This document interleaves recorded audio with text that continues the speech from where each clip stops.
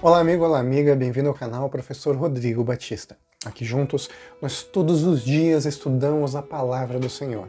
Hoje então é segunda-feira, dia 16 de junho, estamos aí passando da metade do mês, e hoje nós vamos continuar estudando o livro de Daniel, no capítulo 3. Hoje então, vamos falar sobre o capítulo 3, e hoje nossa lição está super legal, mostrando pra gente o exemplo de jovens de coragem que se opuseram ao inimigo, decidindo estar ao lado de Deus. Então convido você nesse momento a juntos embarcarmos nessa viagem especial ao passado e ao mesmo tempo ao futuro, porque as lições que temos no capítulo 3 nós também iremos repassar e vamos vivenciar também quando passarmos pelo tempo do fim, em breve, na volta de Jesus. Mas agora vamos estudar esse capítulo e amanhã, terça-feira, nós vamos continuar e aplicar para o nosso tempo as lições do capítulo 3 e também para o tempo do fim na palavra de Deus usando Daniel e Apocalipse. Vamos juntos então?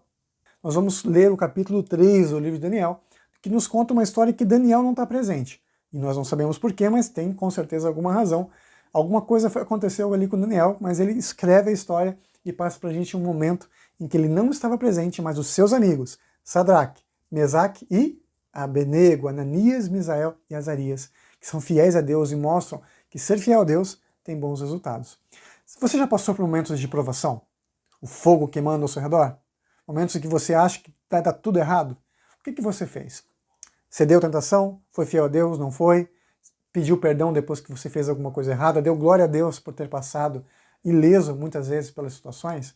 No livro de Daniel, no capítulo 3, nós vemos essa história acontecendo de forma literal.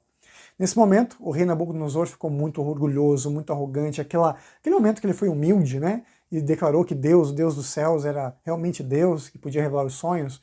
Bom, ele por um bom tempo até se manteve leal e fiel a esse pensamento. Mas ele novamente ficou orgulhoso e mandou construir uma grande estátua. Essa estátua era toda de ouro, assim como ele era a cabeça de ouro, né? O seu reino era a cabeça de ouro, na grande estátua do sonho que ele teve. Então agora ele mandou fazer uma estátua toda de ouro para mostrar que o reino dele jamais passaria. E o texto bíblico nos diz que ele manda então construir essa grande estátua, que alguns estudiosos dizem que não é exatamente uma estátua.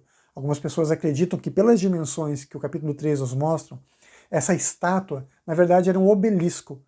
Bom, seja obelisco ou seja uma estátua, ele mandou fazer toda de ouro. E o texto bíblico nos diz o seguinte, Daniel, capítulo 3, a partir do verso 1, diz assim: O rei Nabucodonosor fez uma imagem de ouro que tinha 60 côvados de altura e 6 de largura.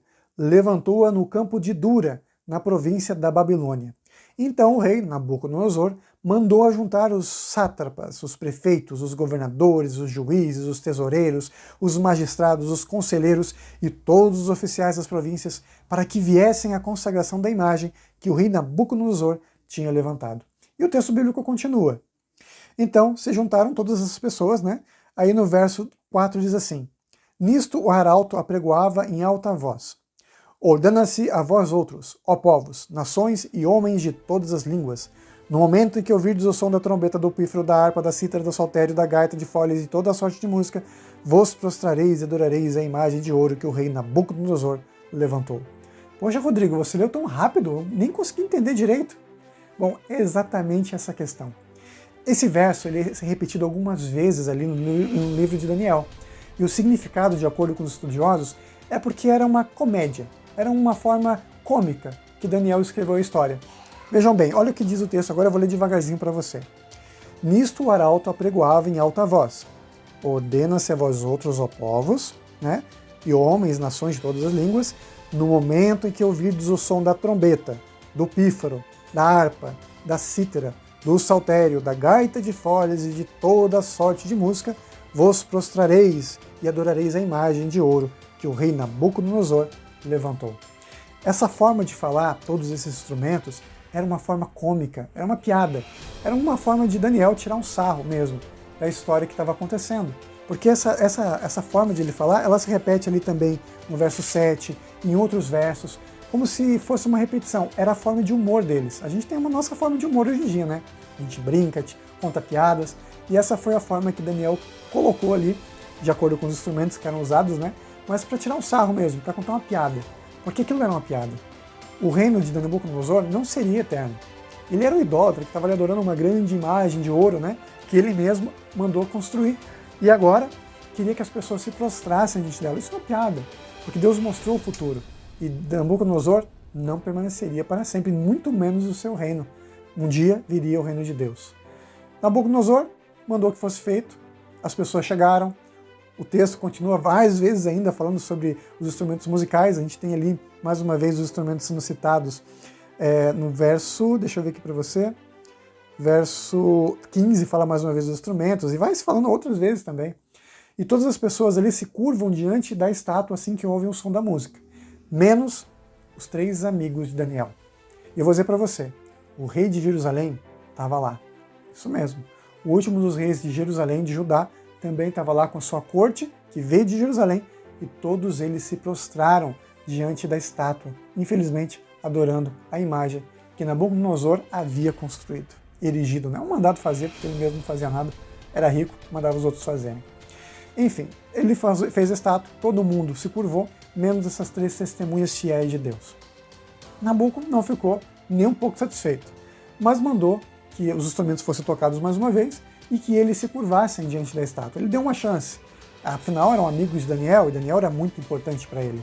Mas o texto bíblico nos diz o seguinte, Daniel, no capítulo 3, a partir do verso 19. Então Nabucodonosor se encheu de fúria e, transtornado o aspecto do seu rosto contra Sadraque, Mesaque e Abednego, ordenou que se acendesse a fornalha 7 vezes mais do que se costumava. Lembrando, não é que a fornalha foi realmente acesa 7 vezes mais, mas foi a ordem dele, né? Então, mais uma vez, uma figura de linguagem para expressar que ele mandou que realmente aquela fornalha ficasse muito, muito quente. Ordenou aos homens mais poderosos que estavam no seu exército que amarrassem a Sadraque, Mesaque e Abednego e os lançassem na fornalha ardente. Gente, a coisa ficou feia. Literalmente eles foram jogados para o fogo, na fornalha ardente. Mas sabe por que o rei fez isso? Porque apesar deles não se curvarem diante da estátua, eles disseram para o rei que não queriam uma segunda chance, que eles eram fiéis a Deus, acontecesse o que acontecesse, e que fosse feita a vontade de Deus. Mas eles não se curvariam diante de ninguém e seriam fiéis e leais ao Deus dos céus. Isso deixou o Nabucão muito bravo. E o texto bíblico continua dizendo o seguinte, verso 21. Então, estes homens foram atados com seus mantos, suas túnicas e seus chapéus, e suas outras roupas, e foram lançados na fornalha sobremaneira acesa, porque a palavra do rei era urgente, e a fornalha estava sobremaneira acesa. As chamas do fogo mataram os homens que lançaram de cima para dentro a Sadraque, Mesaque e Abednego. Para você ter uma ideia, as pessoas, os homens fortes, poderosos que foram ali, os soldados fortes que foram colocados para amarrar eles e levar eles para a fornalha, morreram por causa do calor. E eles eram só 3 sábios, né? Provavelmente tinham uma barriguinha, não eram tão fortes, não eram musculosos, não eram soldados, eram pessoas comuns, e mesmo assim, o texto bíblico nos diz uma coisa muito legal. Verso 23.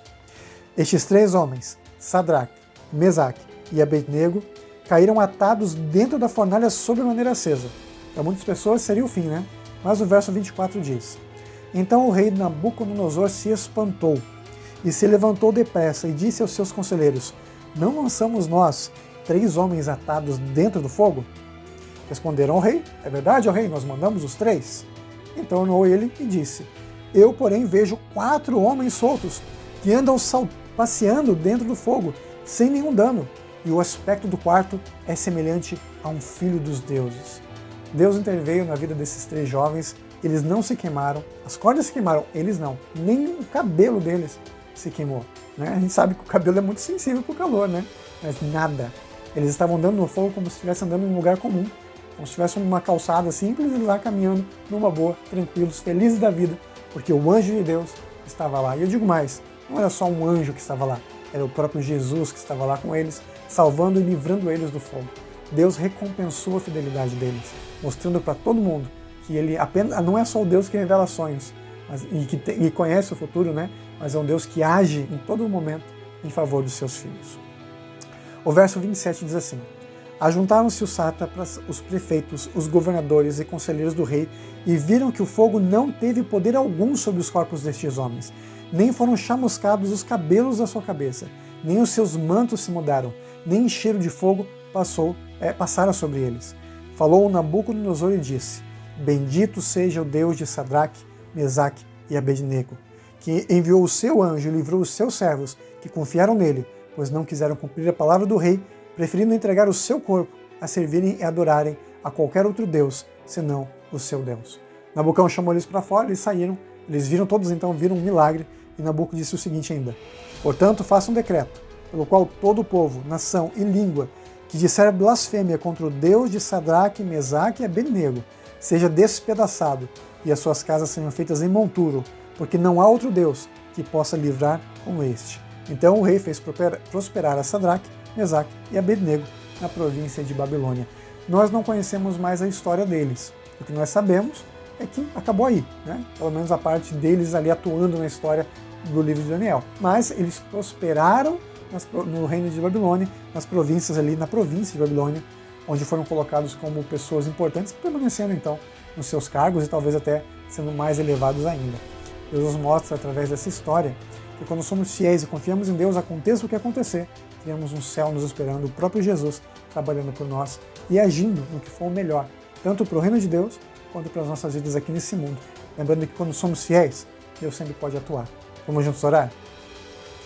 Querido Pai que estás nos céus, te agradecemos pela tua atuação na vida desses jovens, que nos mostra que como somos fiéis a Deus, Deus pode trabalhar nas nossas vidas. Que possamos ser luzes nesse mundo, mostrando Jesus e esperando e aguardando e apressando a tua volta. Nos ajude a entender cada vez mais a tua palavra, em nome de Jesus. Amém. E nunca se esqueça, meu amigo e minha amiga, nessa vida é você e Deus. Amanhã vamos continuar fazendo o estudo, só que agora linkando ao livro do Apocalipse e os eventos finais, que nos aguardam breve, quando Jesus voltar, em breve, né, um pouquinho antes da volta de Jesus. Até amanhã. Tchau, tchau.